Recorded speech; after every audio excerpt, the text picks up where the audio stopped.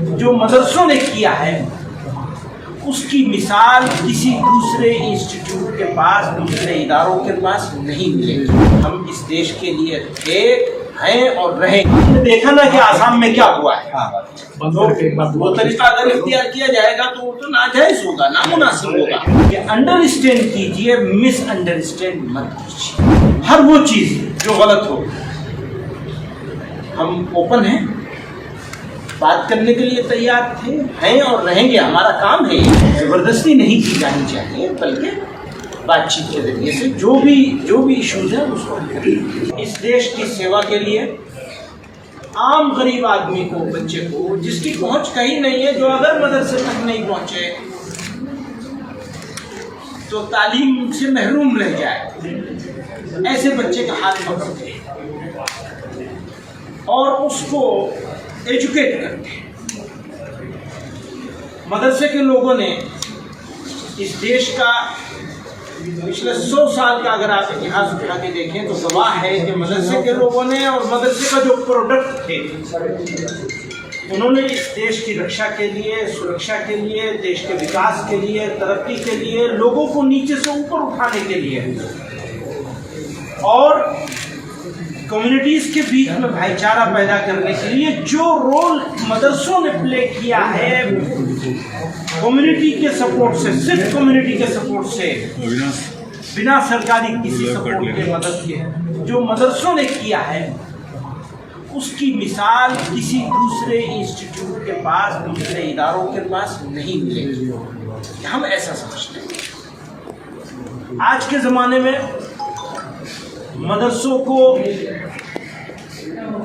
गलत निगाह से देखा जा रहा है और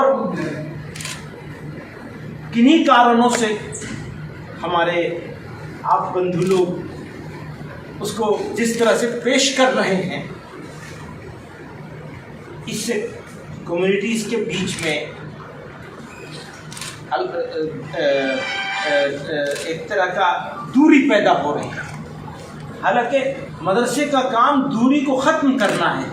हमारा, आपका, सबका काम होना चाहिए कि कम्युनिटीज़ के बीच में दूरी पैदा न होने दी जाए, और किसी वजह से दूरी पैदा हो रही है उसमें हमारा भी कोई कसूर हो सकता है, उस कसूर को हम ठीक करने के लिए हमेशा तैयार थे, हैं।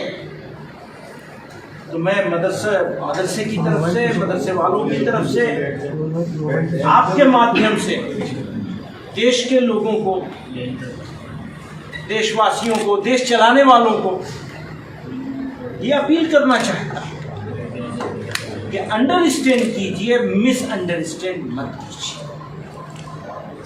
हम इस देश के लिए थे, हैं और रहेंगे। हमारा कर्तव्य है ये, और हम इस कर्तव्य से न कभी चूके हैं और न कभी चूकेंगे, न हटे हैं, न हटेंगे। आप लोगों से ये अपील करना चाहते हैं और आपके माध्यम से देश तक ये बात पहुंचाना चाहते हैं। हर वो चीज़ जो गलत हो, हम ओपन हैं, बात करने के लिए तैयार थे, हैं और रहेंगे। हमारा काम है ये। और लेकिन इस मामले में जबरदस्ती नहीं की जानी चाहिए, ये अपील करते हैं, विनती करते हैं, हाथ जोड़ के अपील करते हैं। जबरदस्ती नहीं की जानी चाहिए, बल्कि बातचीत के जरिए से जो भी इश्यूज है उसको तैयार।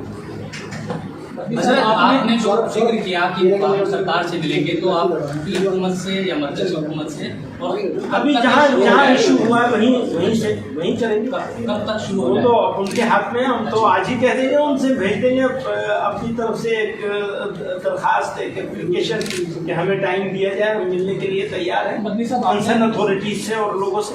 आपने शुरुआत में कहा कि सही काम को गलत तरीके से किया जा रहा है। नहीं, हम ये कह रहे हैं किसी भी सही, कितना भी सही काम हो, उसे गलत तरीके से नहीं किया जाना चाहिए।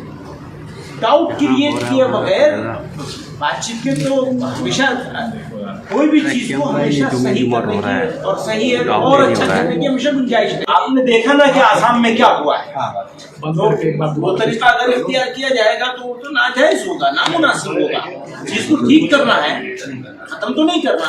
लोग आते हैं, चाहे टीचर्स हो, इमाम हो, उनकी जो है इंक्वायरी करेंगे, उन पर नजर रखें। इस पे उसी का हवाला दिया है मैंने कि जिस तरह से वो कर रहे हैं उस तरीके से अगर दूसरी जगहों पर भी होना शुरू होगा तो क्या मतलब होगा।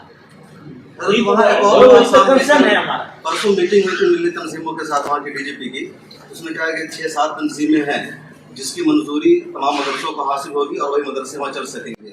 उसमें तकरीबन सभी मुस्लिम तंजीमें शामिल है, जमीयत भी है, जमात इस्लामी की नवरत। अब यही मैं कह रहा हूँ कि इसकी डिटेल में जाए बगैर एक जनरल बात है, वो ये है कि काम को जिस तरीके से डील करने की कोशिश कर रहे हैं वो तरीका गलत है।